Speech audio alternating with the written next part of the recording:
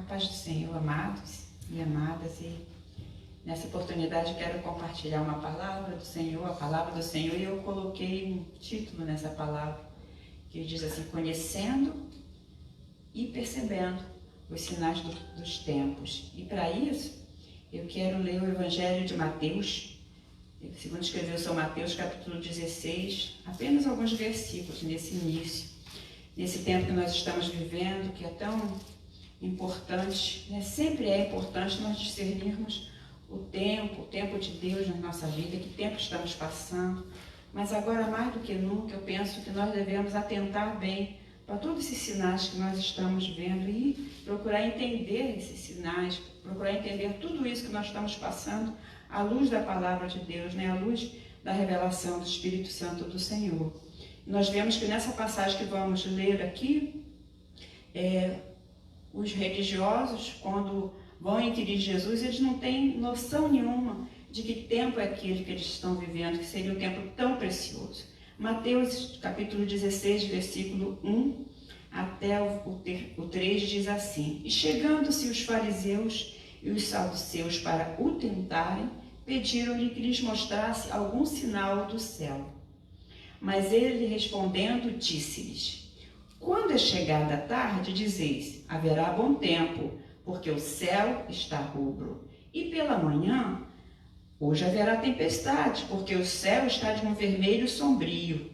Hipócritas, sabeis diferenciar a face do céu e não conheceis os sinais dos tempos? Nem quero ler somente até aqui nesse momento. Então nós vemos que Jesus está diante de um grupo de religiosos, aqueles que eram detentores da lei, conhecedores da lei. Vocês que estão aqui assistindo na igreja podem se assentar. Amém? Nós já oramos, então não vou fazer uma nova oração, mas a minha oração, enquanto estou ministrando a palavra, é que o Espírito do Senhor use essa palavra nessa noite para nos trazer entendimento, conhecimento e fazer com que a gente que está recebendo essa palavra, venha a ter essa revelação, a conhecer e perceber os sinais dos tempos. Porque eu penso que quando nós entendemos, temos esse entendimento, é o entendimento que o Senhor nos dá, nós sabemos como agir. O importante de nós sabermos o tempo que nós estamos vivendo é que esse tempo vai nos levar a tomar determinadas atitudes. E se nós não entendermos, nós podemos não tomar as atitudes necessárias, deixar de tomá-las ou até tomar algumas atitudes erradas. E esses religiosos que vão inquirir Jesus, eles têm um propósito, né? Eles querem tentar Jesus. Nós não, quando nós chegamos na casa do Senhor, quando nós chegamos diante do Senhor para perguntar ou para tentar descobrir alguma coisa, tentar entender, buscar entender que tempo é esse que nós estamos vivendo, nós temos no nosso coração o propósito de entender para que nós possamos agir certo. Então é bem diferente. Mas aqui Jesus, se voltando para aqueles homens, ele diz que eles sabiam tão bem discernir, olhando para o tempo, sabia se ia chover, se ia ter tempestade. E assim nós sabemos que as pessoas, né, principalmente o pessoal do meio rural, conhece bem, sabe de que lado que vem um vento e diz, olha, vai chover, né, ou não vai chover. Nós sabemos que os produtores rurais têm um conhecimento sobre como o tempo se manifesta em relação à natureza muito grande. E aqueles homens também tinham. Jesus disse, se vocês sabem disso, como é que vocês não conseguem discernir esse tempo? Que tempo era esse que era aquele momento? Eles estavam diante do Messias. Eles estavam diante de um tempo, vivendo um tempo da anunciada primeira vinda do Messias. O Messias havia nascido. O Messias estava ali diante deles, o Redentor, o Salvador esperado, profetizado. Eles estavam diante de Jesus e não conseguiam enxergar que Jesus era o Messias. Eu fiquei imaginando o que pode embotar o nosso entendimento, o que pode fazer com que as pessoas não tenham percepção clara do tempo que estão vivendo. E naquele tempo da primeira vinda de Jesus, e nós estamos, segundo os sinais, segundo tudo que nós, a Igreja do Senhor Jesus Cristo, acreditamos e esperamos, nós vivemos a cada dia esperando a volta do Senhor. Então nós temos que discernir todos os dias que dia é esse que nós estamos vivendo nas nossas vidas, no propósito que Deus tem, no tempo que nós temos de vida aqui na Terra, no tempo da igreja aqui na Terra. Que tempo é esse que nós estamos vivendo? E nós vemos que nesse primeiro momento da vinda de Jesus, eles não conseguiram discernir que estavam diante de Jesus. E por que não? Nós vemos que em algumas passagens, eu vou usar o Evangelho de Mateus, né? Lá em Mateus 2, eu vou pegar três pessoas: Herodes, Pilatos e o grupo de religiosos que são esses. Herodes, quando os reis magos chegam e anunciam e falam que querem visitar aquele que é nascido rei dos judeus, né? Herodes vai inquirir, vai pegar informações, vai buscar as informações precisas com os profetas, com os conhecedores da lei. E quando ele chega para aqueles conhecedores da lei, está em Mateus capítulo 2, ele fala onde havia de nascer o Cristo. E eles falam exatamente, eles citam exatamente. E quando eles leem as profecias que dizem de quando havia de nascer o Cristo, eles têm as profecias e o fato consumado. Isso seria suficiente para todos entenderem que o Messias acabava de nascer. Mas qual é a preocupação de Herodes? A preocupação de Herodes é em perder o seu poder de rei, porque afinal, quando os reis magos chegam, ele diz, é nascido rei dos judeus. Então aquela preocupação fez ele esquecer todo o resto, tudo que significaria o Messias nascer.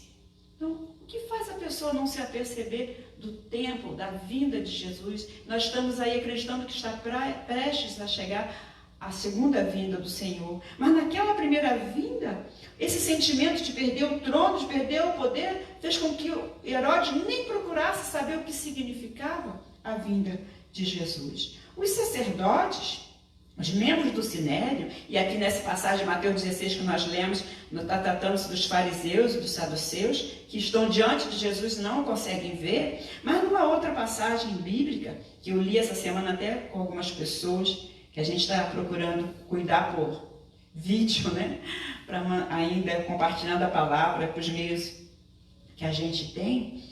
Lá no Evangelho de João, eu falei em Mateus, mas em João capítulo 18, os religiosos estão levando Jesus diante de Pilatos. E eles estão muito preocupados com a purificação, porque eles querem participar da Páscoa. E nessa passagem de João 18, de 28 até 31 versículos, eles falam que eles estão preocupados, eles nem se aproximam dos romanos, daqueles membros ali, onde Pilatos estava, das outras pessoas que o cercavam, com certeza, ele era uma autoridade, porque eles não querem se contaminar. Mas eles estão levando o Messias para ser crucificado, eles não conseguem. A cegueira deles, o medo, o que fez eles não perceberem também aquele momento foi a inveja. A Bíblia, os evangelhos narram várias vezes que aqueles religiosos, naquele momento, eles tiveram inveja, tiveram medo de perder o poder que eles mantinham ali, o poder religioso. Herodes era o poder de rei, né? Mas os religiosos eram o poder que eles detinham no Sinédrio, diante do povo judeu. E esse medo de perder esse poder, essa inveja de toda aquela popularidade que Jesus tinha, fez com que o entendimento deles fosse embotado. Eles não conseguiram perceber que estavam diante do Messias. E nessa passagem que eu citei de João, eles não conseguem entender que estão levando o Messias para a crucificação. E a preocupação deles é com a religiosidade. Não quero me contaminar, não quero me aproximar de um ímpio, de um gentio, porque eu quero participar da Páscoa. A Páscoa que o próprio Deus havia instituído. E agora eles estão diante daquele que Deus sempre disse na sua palavra que enviaria como Salvador do mundo, e eles estão o levando para ser crucificado. Não conseguem entender que tempo é aquele que eles estavam vivendo. Por isso Jesus olha para esses religiosos e fala: hipócritas, como vocês conseguem saber as coisas tão simples da natureza e não conseguem entender esse tempo que vocês estão vivendo agora? E nós, quando lembramos do Evangelho de João, a Bíblia é muito clara lá em João 1, divide sempre em dois grupos, né? De João 11, versículo 11 e versículo 12. Diz que Jesus veio para os que eram seus e os seus não receberam. E a gente poderia ficar triste, poxa, ninguém recebeu Jesus. Mas esse mesmo Evangelho diz, mas aqueles que o receberam, né, deu-lhes o poder de serem feitos filhos de Deus. Nós que estamos ouvindo essa palavra, nós queremos sempre fazer parte desse segundo grupo, daquele grupo que recebeu Jesus, que entendeu que Jesus é o Salvador do mundo, que entendeu que o Messias já veio, sim, ele já veio e ele breve voltará. Entender que esses sinais dos tempos é que nós estamos nessa última fase da igreja aqui na Terra. Entender que todos esses sinais que estão acontecendo, essa pandemia, está tudo previsto na Bíblia Sagrada. Jesus disse que essas coisas aconteceriam quando estivesse próximo à sua vinda. E eu e você precisamos estar atentos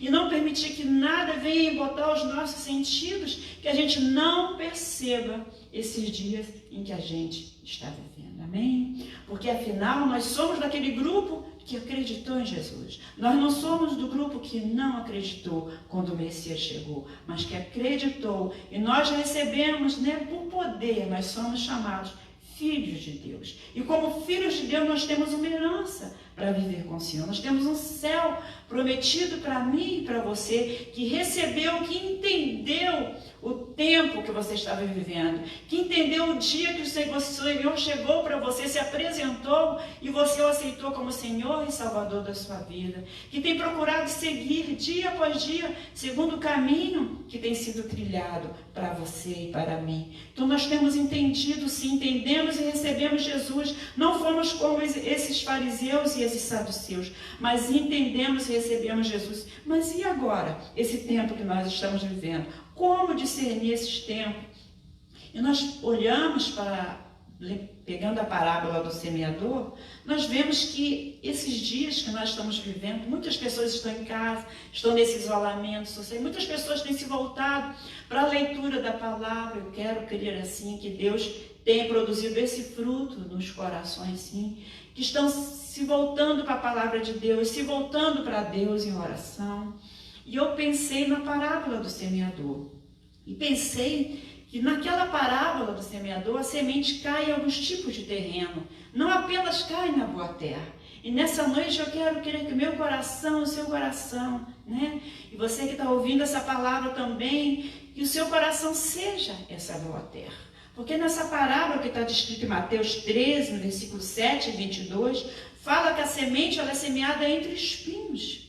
E no versículo 22 de Mateus 13, quando Jesus explica para os seus discípulos o que é ser semeado entre espinhos, a semente, que é a palavra de Deus, que é essa palavra que está sendo semeada agora, nesse momento, Jesus diz que é o seguinte, que a semente que é semeada entre espinhos e que não cresce, não frutifica, é o coração daquela pessoa que recebe a palavra, mas a sedução do mundo, a preocupação com o dia a dia, amados, com corre-corre, com as coisas que tem para fazer, se dá uma importância maior a isso. Embora a palavra tenha sido semeada, a importância para a palavra foi tão pequena, ou quase nada, que aquela semente morre. Porque a preocupação com corre-corre, com o que eu tenho que fazer, com isso e com aquilo, é tão grande, é muito maior do que a preocupação e o cuidado com aquela palavra que foi recebida. Em Mateus 13, versículo 22, diz que essa palavra ela fica infrutífera.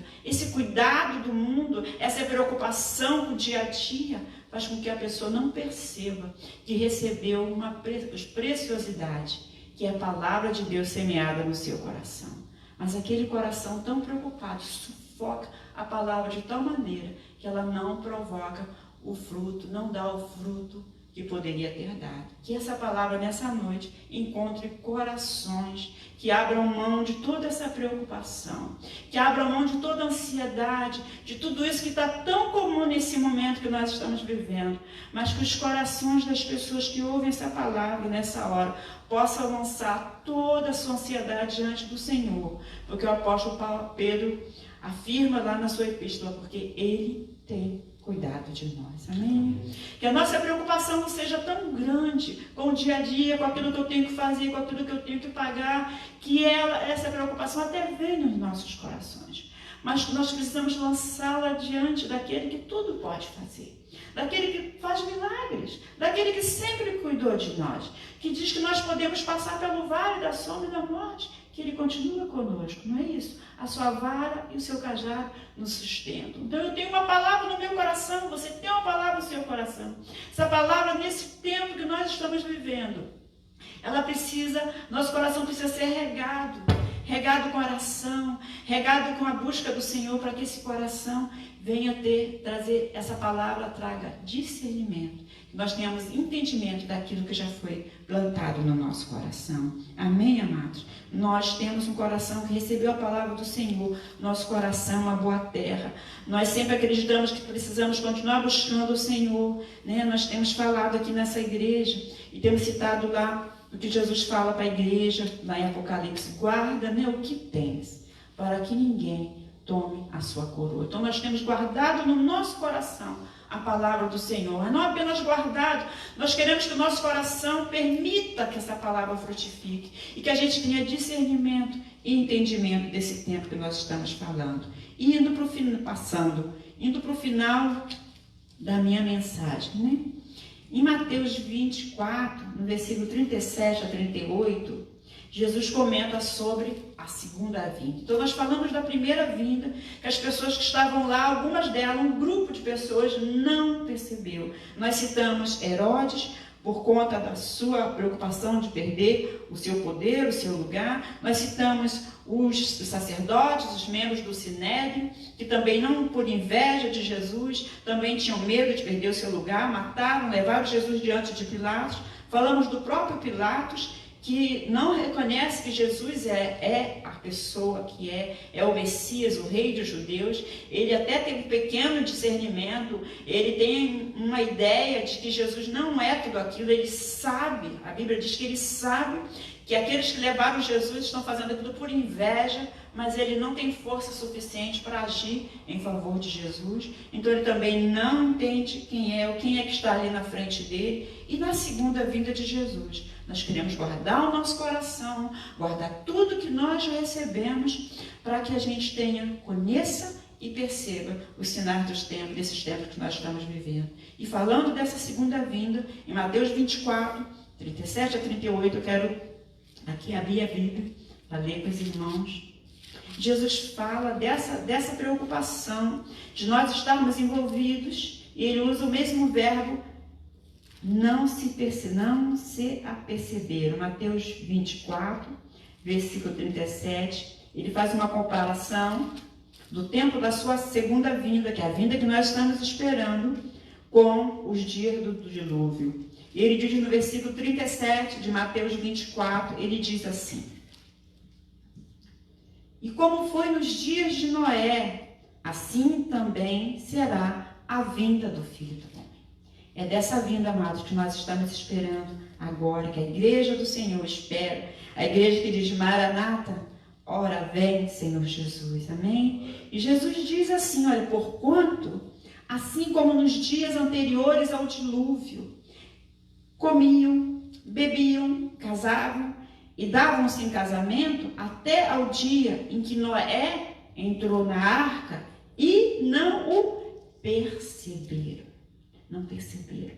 Até que veio o dilúvio e os levou a todos. Assim será também a vinda do Filho do Homem. Amém, amados? O risco das pessoas não estarem apercebidas, não terem entendimento das coisas que estão acontecendo. E para eu e você termos entendimento, nós precisamos estar constantemente com o nosso coração voltado para o Senhor. Nós temos que fazer as nossas coisas, estamos aqui, temos coisas para resolver, mas nada disso pode ter maior importância do que preparar o nosso coração, regar aquela palavra que já está implantada no meu coração e no seu coração, para que a gente fique apercebido, com nossos olhos atentos, com o nosso entendimento claro, ouvindo aquilo que o Espírito Santo está dizendo, né, às igrejas. Quem tem ouvido, ouça o que o Espírito diz às igrejas. A volta do Senhor está próxima. Eu e você precisamos estar atentos, precisamos estar apercebidos, com nossos olhos voltados, entendendo todo esse tempo e dizendo: pode vir, Senhor Jesus, eu estou preparado, eu estou me preparando. Orarmos, intercedermos pelas pessoas que não conseguiram ainda abrir o seu coração e receber o Senhor Jesus como Senhor e Salvador das suas vidas. Sempre é tempo de abrir o coração, sempre é tempo. Hoje ainda é tempo de salvação. Hoje ainda é tempo de qualquer pessoa que está afastada do Senhor se voltar para o Senhor.